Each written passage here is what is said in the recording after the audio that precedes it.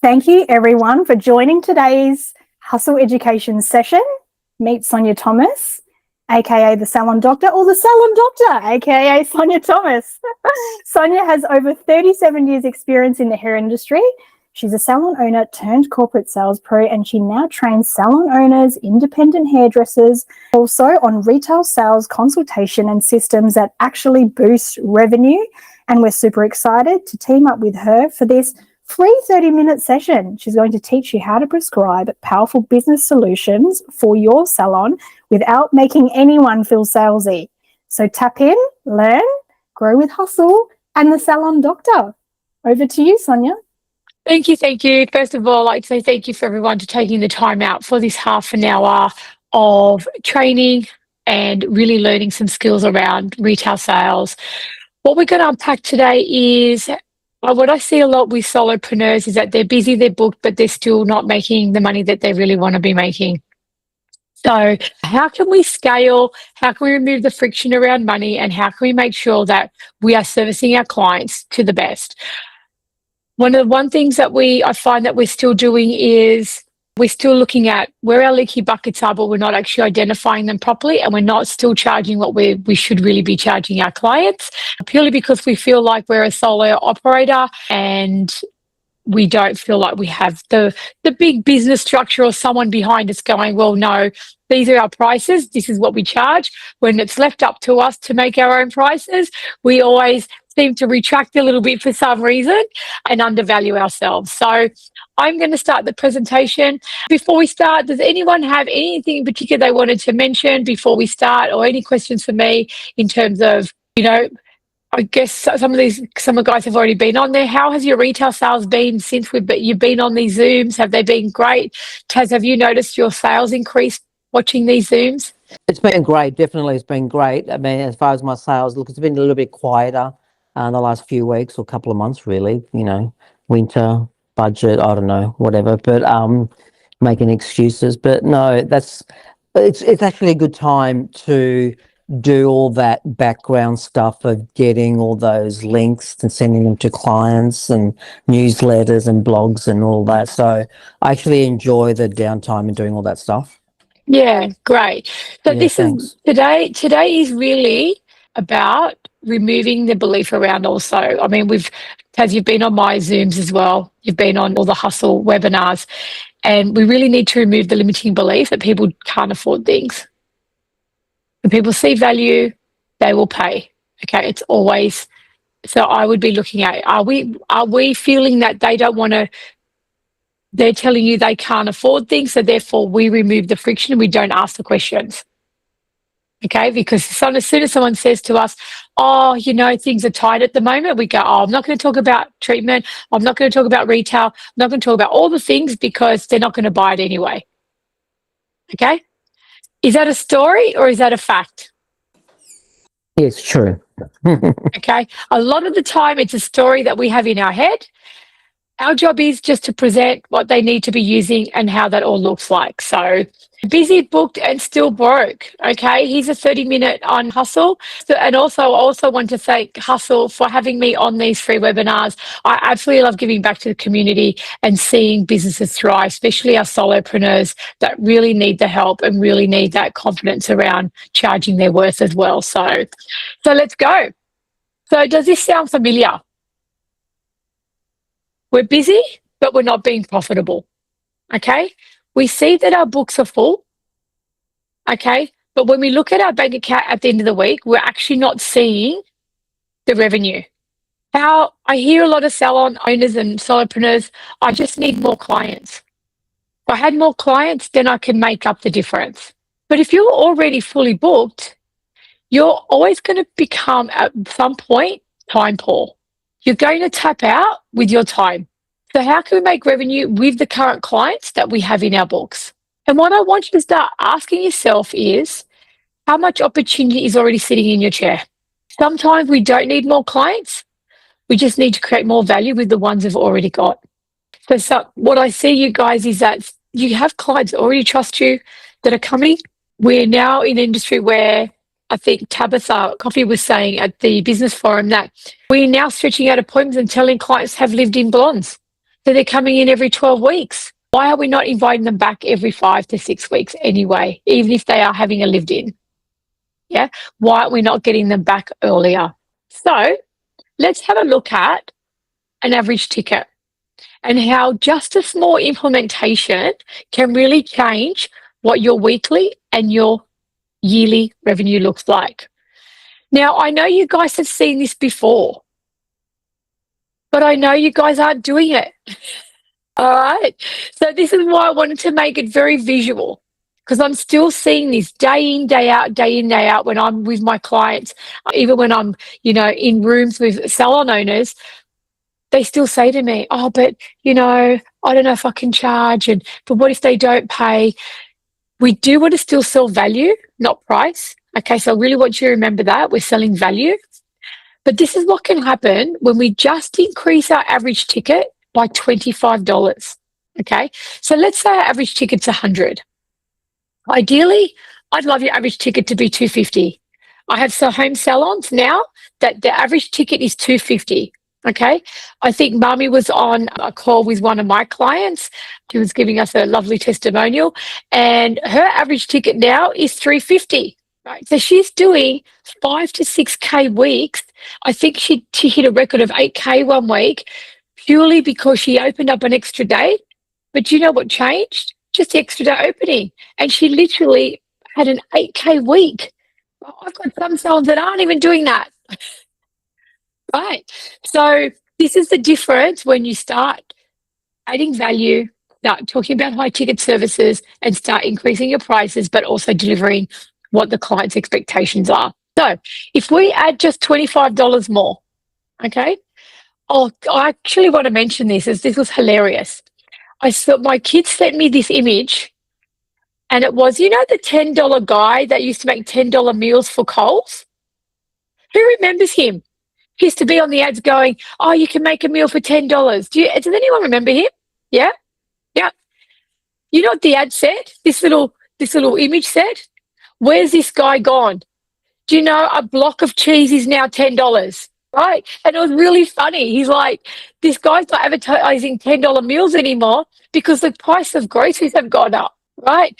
So the reason why I'm telling you this, not because we feel even more worse because our clients can't afford things, but prices are going up everywhere. Okay. And a $25 increase isn't a lot. When you're looking at shipping rates, when you're looking at like freight, product costs, if you guys are buying from wholesalers, there's an extra charge for that, for the convenience, right? So at $25 per client isn't a lot to increase. So even if we just started there, okay, same clients, same week, no new bookings required, that gives you instantly $500 per week. That is straight off the bat.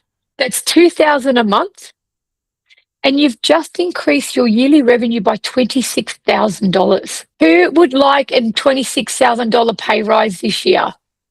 Anyone? Yeah, of course, right? So did you have to work an extra Saturday? No. Did you have to work extra hours? No. This is the power of increasing value, not volume. Okay. So what I'd recommend to you guys is start looking at your price list.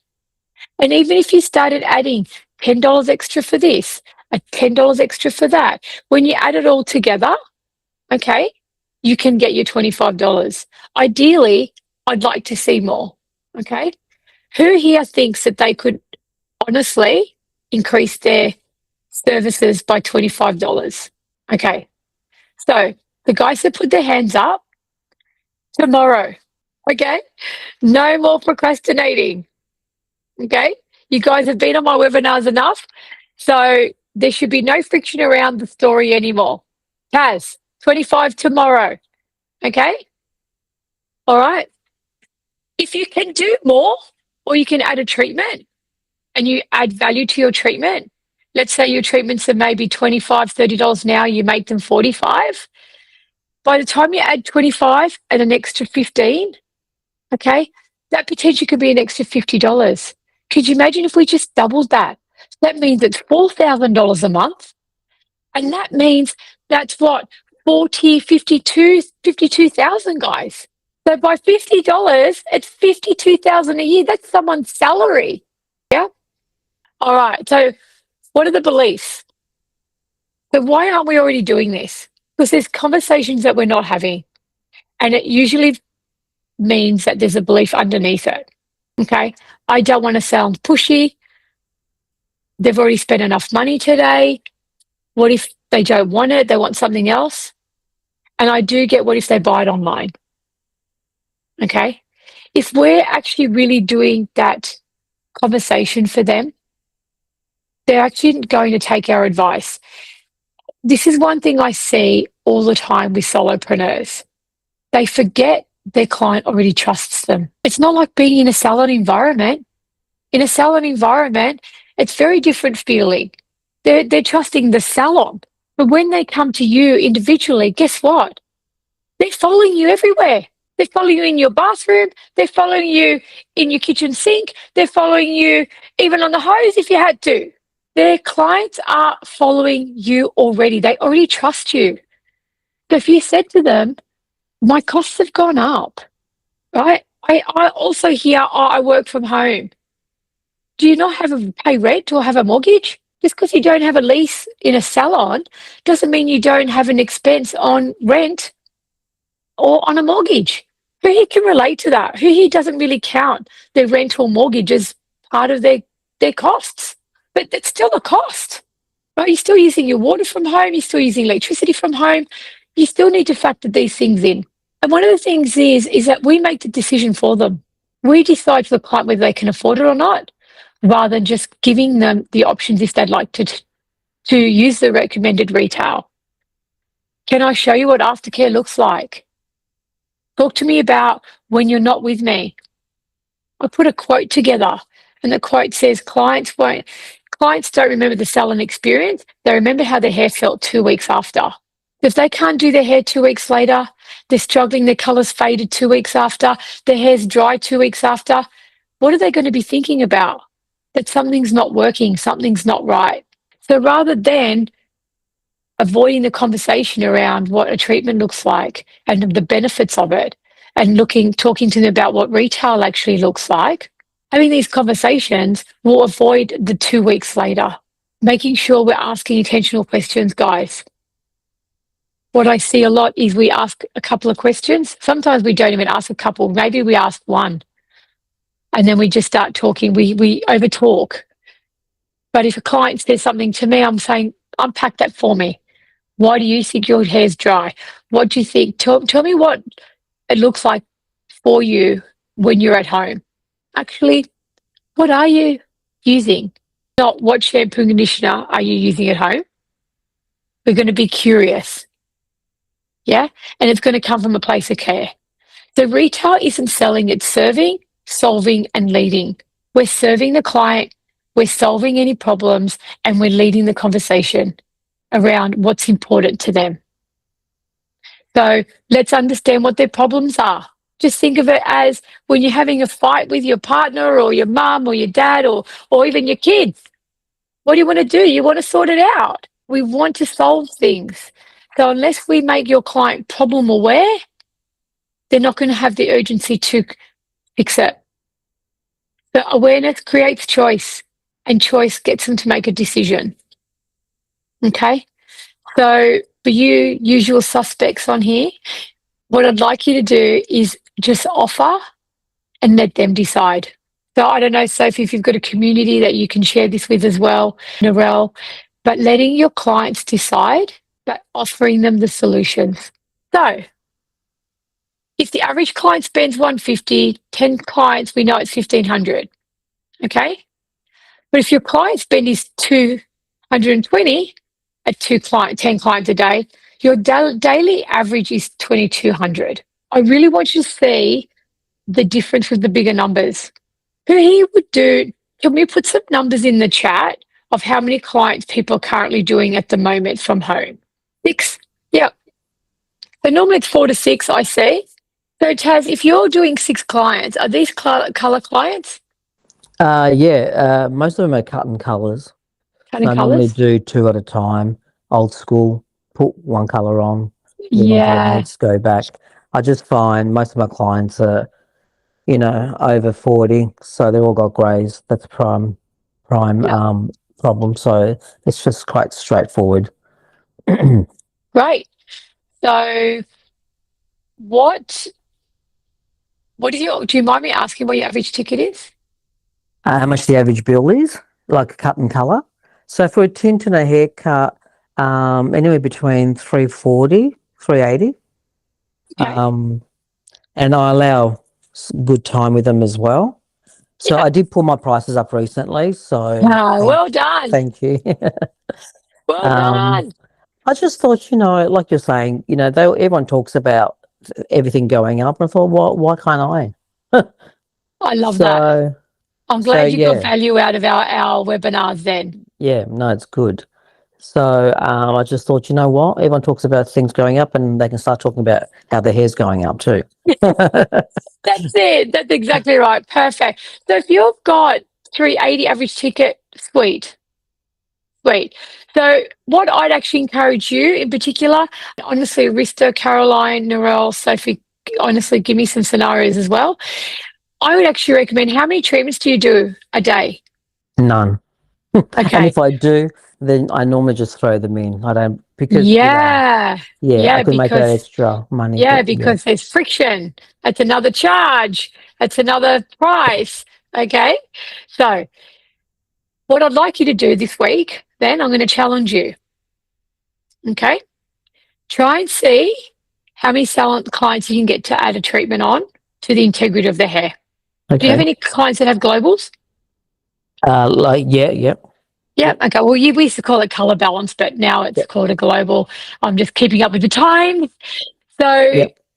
with the clients that have globals, what I used to do is I would actually integrate, my clients would have a treatment on the day they had the regrowth.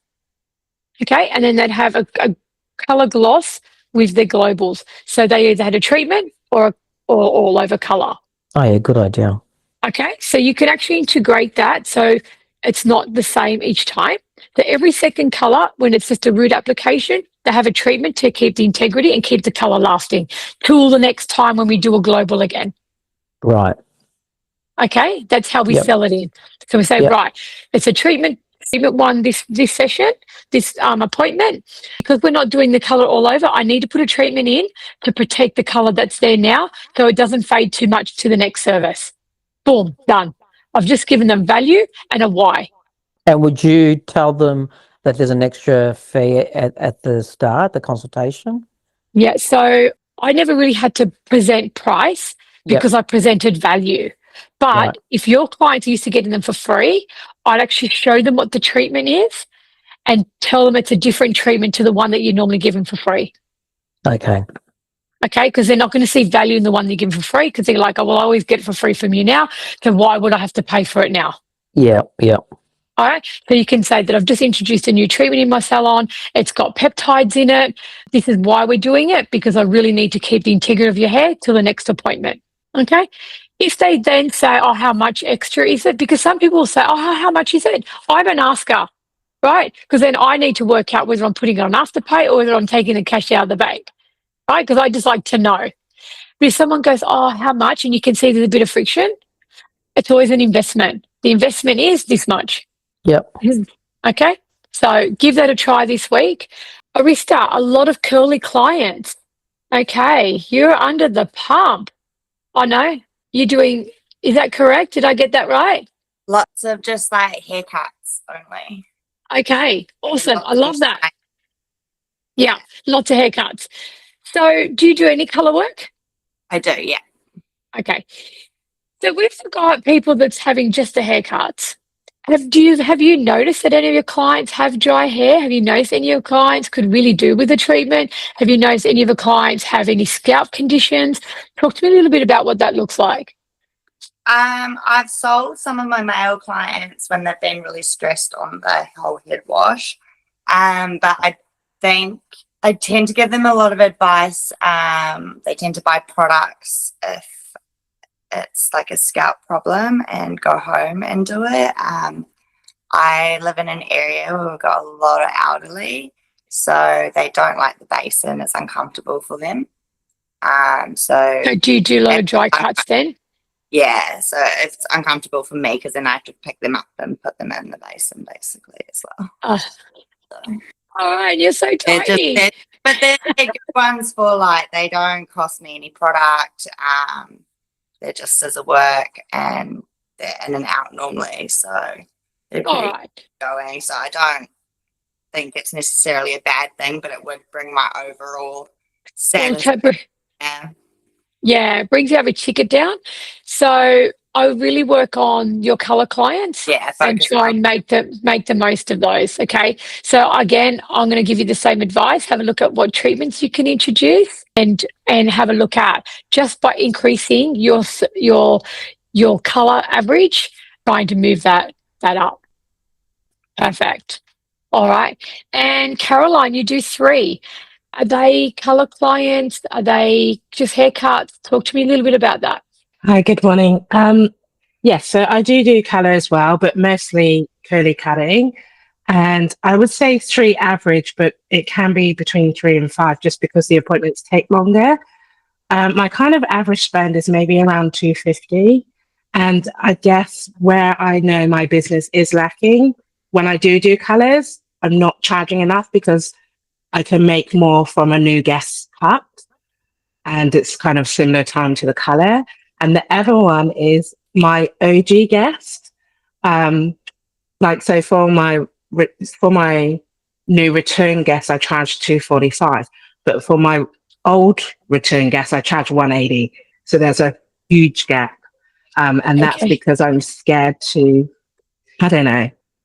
Yeah, it's a big jump because I've kind of learned over the time to put my prices up and add value. Whereas with my new guests, I charge $395. That feels easy because they're new and I have that set up already. Yeah. But with everyone, I just add the treatment in and I don't even really tell them. I just do it because I don't know why. Yeah, because that's what they all do. So, all right. So, a couple of things there to unpack. So, your Mm, OG clients, okay, they see your value, they know your value, you don't. yeah. Yeah. Okay. So, if you're doing a specialty curly cut and they're coming to you for that, Mm, you need to own that. Okay. mm, These clients trust you already. I would definitely be looking at not discounting the services they're on after. yeah. So if you've got someone coming in and paying $345, why are you going down? What changes? Yeah. Does the service change? Do you not treat them any? Do you actually stop talking to them on the second service? Do you change your value? No. Is it different haircut? No, I guess like with the because with my price increase with the new guests, I already had that price. So then when they returned, I had them on that higher price. But yeah, with my OGs, I just kind of went, oh, that's such a I don't know. It's a struggle for like in me. I know I have to do it, but I just still and I give them a Right. great service. I think I go above and beyond with Oh, you each of all them. do. And that's like, it's a whole thing. I really struggle with. Okay, so that's a very big mindset issue. I'd recommend you go and look at our other webinars we did with HUSL because we actually tackle that. We definitely tackle mindset and limiting beliefs and also that people pay on value. Now, if you're giving them great value, you might feel like I don't want to lose these clients, but trust me, that's a story, not a fact. Yeah. Okay, so I recommend you today to go in and start looking at where you can increase your ticket value, put your prices up for one. And then what I also recommend you do is do what I said with Taz. So when we introduce a new treatment into your business, okay, let them know if you're doing curly hair clients, they just want stuff. They just want stuff because they've got so many problems, right? They've got dry hair. They want their curl reformed. They want that natural. They want it to look like you do it, Caroline. And I tell you now, most of the time they can't get that. Yeah. Okay. So how can we show them how to get what you do in the salon and show them this is what it looks like and this is what you need? Now, Yeah. if you don't want to take it, then that's fine. But this is what you need to get the Yeah. results that I do for you today. This is what I do. I do X, Y, Z. You're not even telling them you're doing a treatment. They're going home and they're expecting to replicate what you do. They're never going to be able to Yeah. do that because you're not even telling them what you do. Yeah. Does that make Mm. sense? Yeah, It's like me saying absolutely. to you, here's a recipe to make a cake, but don't put in the sugar because that's, that's what I do. But you want it to taste like my cake, but I didn't give you the main ingredient. Yes. And, Yeah. and they're expecting the same results. Yeah. So really commend you guys. You should be able to eat this for breakfast. All right. I really want to get some DMs saying that I've implemented this and it's changed your average ticket. All right, guys. Just a quick question then. How would you recommend my OG return guests that I have on 180? How would I take them from 180 to 245? Just I tell them that's still what you're just say. okay. I would be honest with them and say, do you know what? I've actually got clients coming in paying this, and I feel really bad that I'm not charging you what they're paying, but I'm giving everyone the same equal service. Yeah. Okay.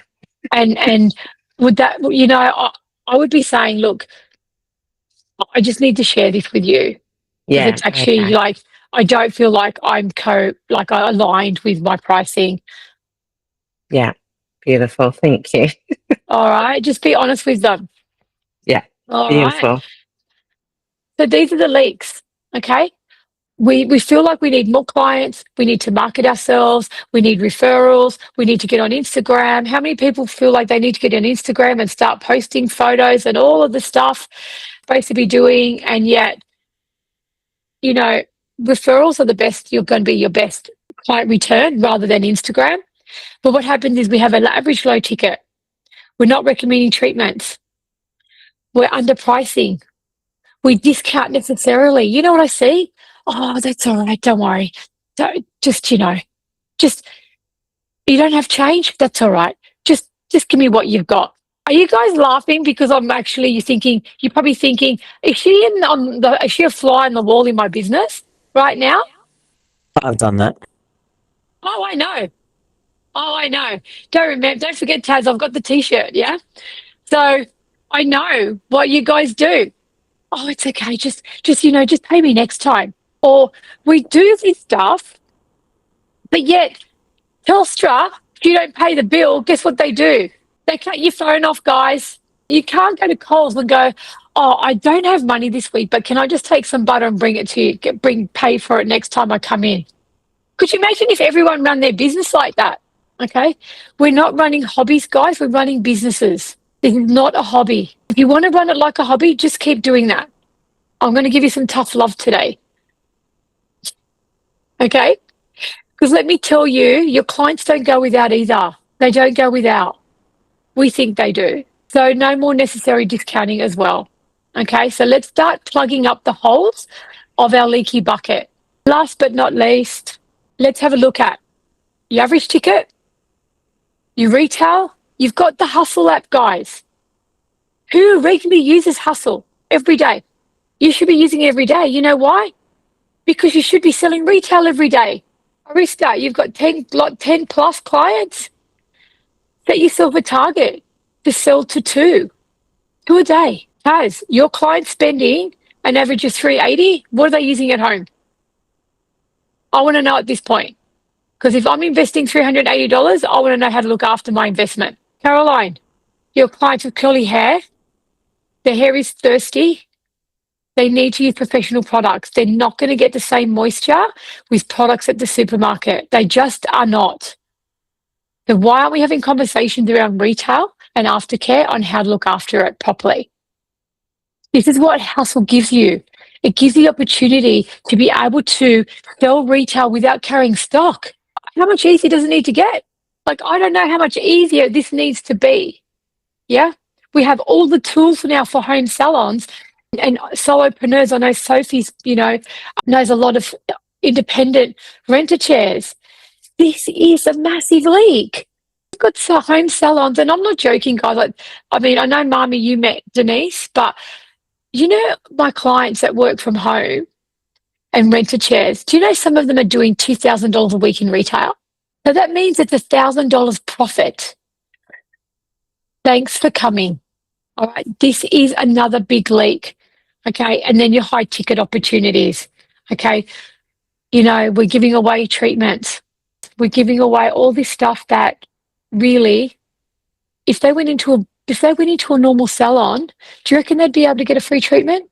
I've got a salon in Mudgee. So I don't know if you guys know Sydney very well, but it's wine country. They charge $99. Their first treatment price is $99.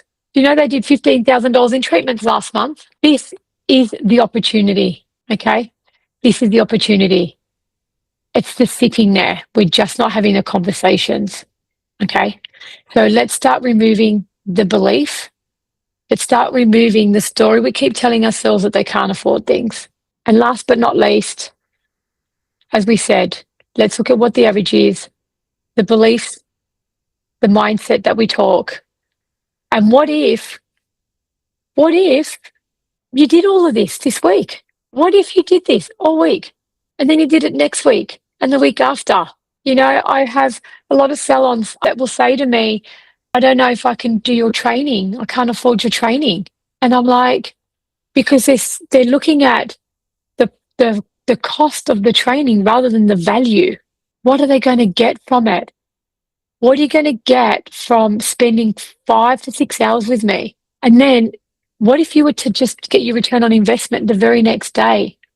Do you know how many solopreneurs? I went to Tasmania, just came back from Tasmania and had a room. It was a bit of a mix. It was at a wholesalers down there. Do you know that all the solo operators in that room, no word of a lie, all made their return on investment in 2 days?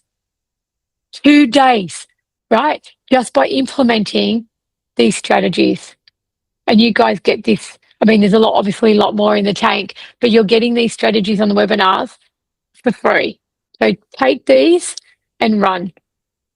And that was my last slide. So guys, I hope you guys got some really good value out of that. Well, I'm actually running a program with HUSL on the 21st of September, and it's designed for solopreneurs. And this is a 5 to 6 hour program online that I'm going to give you everything on how to set your business up in terms of numbers, what your targets are. Like, what I see is when we work for somebody, they give us targets, right? We go, okay, great. You know what? We've got targets. You have to make this per week. We start working for ourselves and we just start making the bare bones just to pay the bills. Our targets, oh my God, I've had so many solo operators say to me, I only need to make $2,000 a week. Okay, does that give you a lifestyle? Oh no, that just I just need that to pay the bills. Why are you just working to pay the bills? Why are you just working to pay your rent? So do you know what I mean? Like they can't pay the rent. Like, why am I just looking at such short term? I actually set my solo operators up so they can take 4 weeks off or 2 weeks off, and they've already got money in the bank to pay for 4 weeks of not being there. Have school holidays with your kids and not have to worry about, well, how am I going to pay the bills for the 2 weeks when I'm not here? So how do we structure our own businesses and remove the beliefs of it is actually a business, not a hobby? I think we think that I'm going to go rent a chair, things are going to be easier. And I think they actually get quite surprised that it's actually a bit harder. Yeah, beautiful. I guess that something that I realize from what I hear is like when you run your business, because I know that hairdresser, you are a creative person. So I guess that to have the art of being a business owner sometimes is kind of a shift, like a mental shift. But you're right. Like when you say they run business and not hobby, I think it's really important. But yeah, I understand that it's difficult because when you are so creative, like you don't want to be seen as a business owner, but that mental shift can help.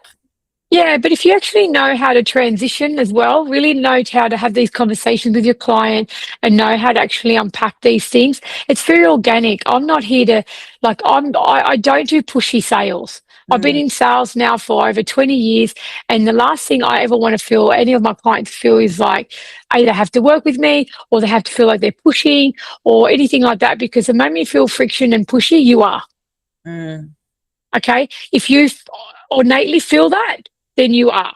But if I know that my client really needs this, I'm going to share it with them, regardless of their budget, regardless whether they think they can or can't afford it. It's my job to actually share with you what you need to do. That's all my job is. And it's up to the client to make that decision. So thank you so much for your feedback, Sophie, and I'm sure we'll connect. Caroline, this is the first time you've jumped on. What sort of takeaways have you had today? I could see you writing things down like crazy. Yeah. Thank you so much. First time I jumped on one of your things, and I'm like, oh, where have you been all my life? Because you definitely giving me that wake up call. I'm still learning, as everyone, all the time with the business side, but like Sophie was saying, that creative side of me and that kind of nature of giving is been a battle in my business, like from the beginning. But yeah, everything you said today, it come across from love, but it also come across like, this is it, time to rock and roll. So I really love that. And already I'm like, okay, yeah, get focused. Because I think as well, working from home, when I was in the salon, I would have these targets set up and all of those things. And somewhere along the line, working from home, I've not had those things set up exactly how I want. So how can I get to that goal anyway if I'm not, I don't have that goal set completely, so I'm not going to make it. So yeah, Absolutely. I think it's just looking at that thing. So that was amazing. Thank you. Oh, my pleasure. When we're on the 21st of September, I'm actually going to teach you guys also how to do your numbers. Okay. So it's actually a breakdown of, we reverse engineer what that looks like. All right. Beautiful. So what is the magic number and how do we actually get it? Fantastic. Yeah? So, I hope I can make it. Awesome. But thank you so much. So Thanks, everyone. Taz, Arista and Narelle, it was a no-brainer for them. They had joined your previous webinars before, Sonia. And so they submitted their interest to the 21st of September event that you've just mentioned, which is exclusive to the HUSL community. So Caroline and Sophie, please sign up. Just submit your interest for that Monday, 21st of September. It will run from 9:30 to 4:30, so just mark your diary. We haven't completely revealed exactly what is happening on that day. However, please submit your interest because you will have first access to the big reveal.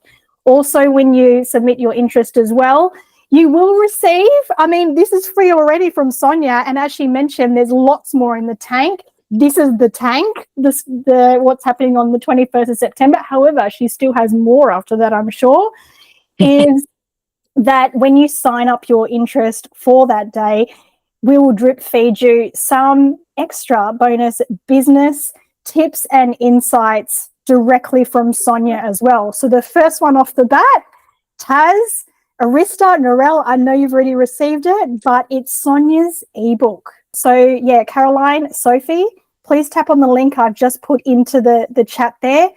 Thanks, Caroline. She's done it. Amazing. Awesome. Well, thank you so much. It's been an absolute pleasure again. We normally say it's a 30-minute webinar, but they always go over because I always just love to give you guys some value. So it's all good. So thank you. Make sure you use your hustle.